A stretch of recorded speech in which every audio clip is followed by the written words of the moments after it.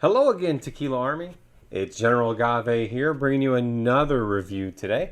Today we're going to take a look at Casa Noble Crystal, which is a Blanco, right?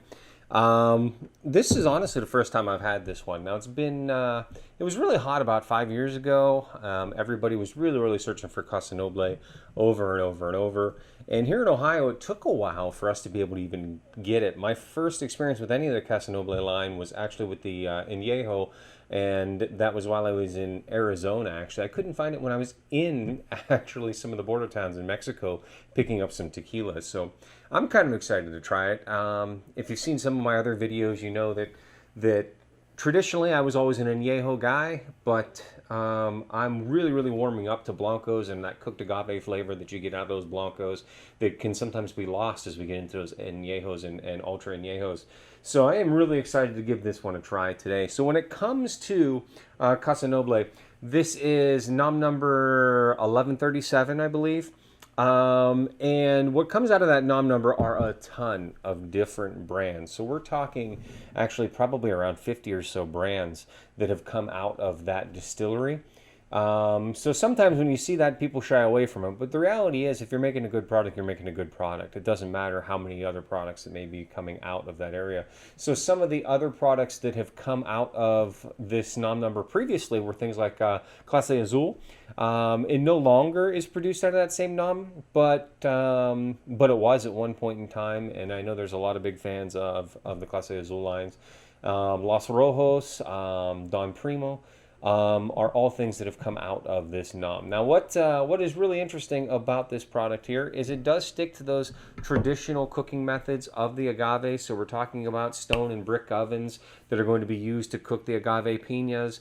We're talking about an interesting kind of middle of the road process. So you either, when it comes to, crushing down those fibers and getting all of those juices out of the cooked agave. So the traditional method is the good old tahone wheel. Used to be pulled by like a burro in order to grind down that cooked agave. Then we normally see roller mills being used in that process because it seems to be a little bit faster, a little bit more affordable. And it does the trick. However, what's unique about this Casa Noble Blanco, this crystal here, is they actually use a screw mill, which is kind of like a method in between the old tahone and the roller mill. I wasn't all that familiar with it, but what it is, it actually leaves a little bit larger chunks of those fibers still together and intact.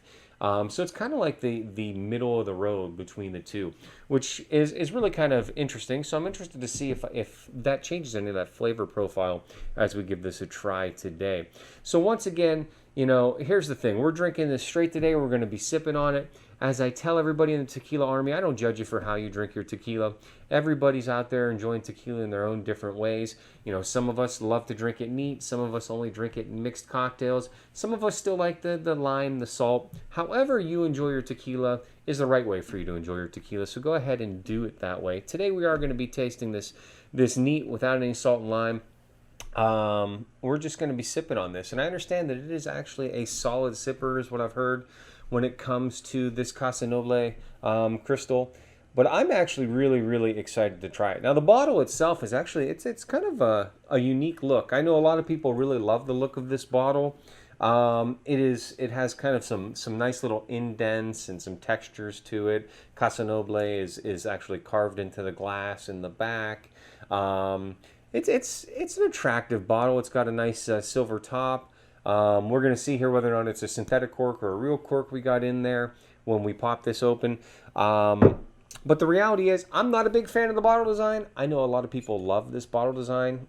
I just think there's a lot prettier bottles out there, a lot the fancier bottles out there. Doesn't mean I'm getting rid of it when I'm done. We'll collect it. We'll keep it on the shelf. But all in all, it's a solid looking bottle. Like I said, some people love it. I can do without it.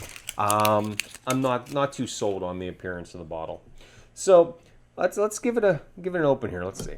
So another thing that you want to keep in mind is, from what I understand, this, unlike some of the others, and this is actually an old school traditional cork, so that is awesome. And the cork even has the Casa Noble branding on the cork itself. So that is really, you know what? I lied. it is made to look like an old school cork, but it appears to be synthetic. But either way, it's a nice looking cork. It's really, really kind of fancy there. It has the Casa Noble in it, if you can see that. So some other things that make this Blanco unique is this is 3 times distilled. Now most tequilas out there you're going to come across, I believe are using that 2-time distilled, so that can be interesting as well. It is, you know, proof down to 40% like most are, but it is that 3 times distilled. And from what I understand as well, we're talking about some deep well water that's used in this, which may give it a unique minerality. So we'll see. Let's go ahead and pour some out. Get a little bit more than that in there. Once again, this is, oh wow. I've got the cooked agave hitting me in the face from here, right? So that aroma is already coming to me from this distance. So that is unique. So we know there's going to be, it's a sweet cooked agave flavor too. Well, let's see.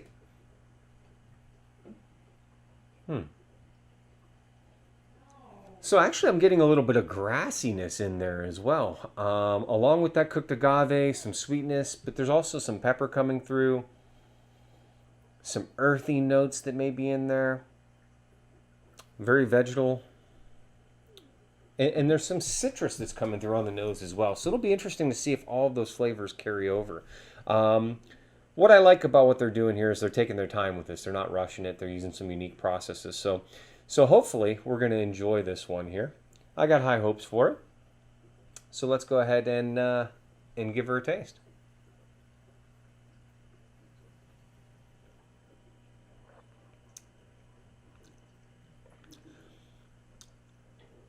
Honestly, guys, the first thing I'm hit with on this is pepper.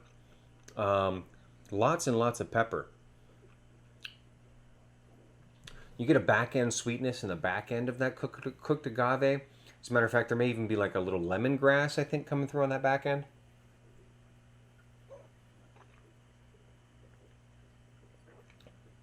But wow, initially am I being hit with that pepper?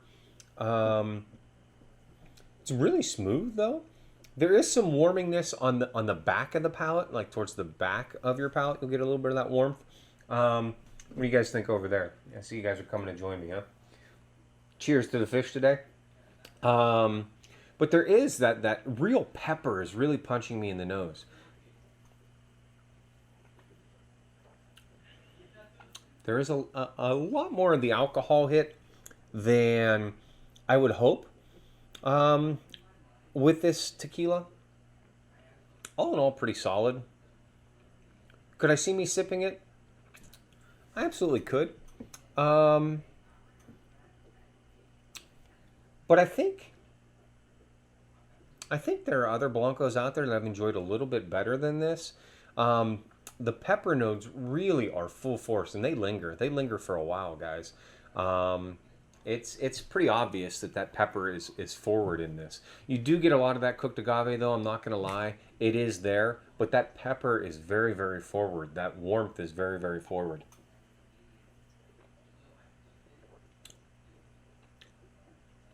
I'll tell you this, it's not going to go to waste. It may not be my go-to in a Blanco, but it's not going to go to waste. If I had to rate this on my 1 to 10 scale, I'd say it's probably around a 6.5.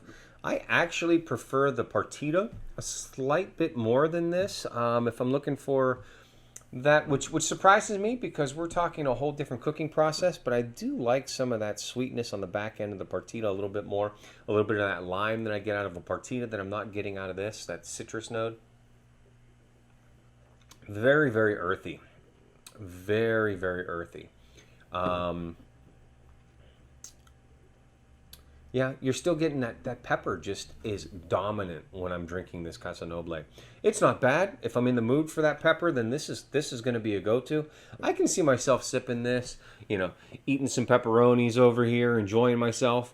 I think that's actually a nice balance because that spice that I'm getting from that pepperoni, along with this, I could see myself doing that on a regular basis. But like always, enjoy tequila the way in which you enjoy tequila. Have you tried Casa Noble? If so, Write it down in the comments. Tell me what you thought of Casa Noble. Maybe you think, hey, this is a 10 out of 10. If so, let me know. If there's some Blancos out there that you recommend that I should try over this, by all means, put that in the comments as well. And we'll take a look at that. Maybe we'll do a video on one of those. And maybe we'll have a special guest with us next time to do some of those tastings, some of those samplings, and see what we think about that as a team. Maybe somebody else out there likes this a lot more than I do. And I think it's a very, very solid tequila. But if you'd like to learn more about some different tequilas, see what else we got going on, some different reviews, by all means, click that like button below. And don't be afraid to subscribe and set those notifications so that you get notified when we do our next videos and we look at different tequilas that are out there for you. So with that, as always, to Tequila Army, this is General Agave signing off. Thank you and cheers.